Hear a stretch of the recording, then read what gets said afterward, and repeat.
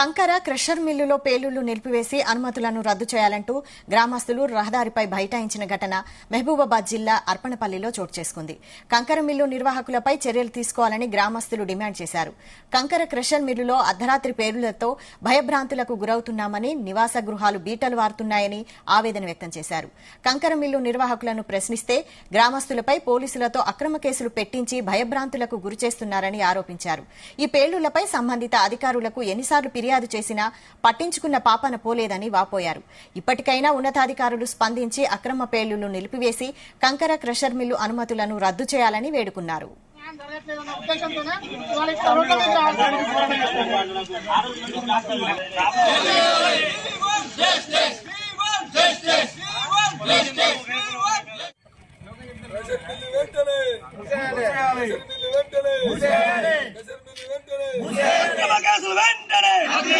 కంకర mill NOC అనుమతులు వెంటనే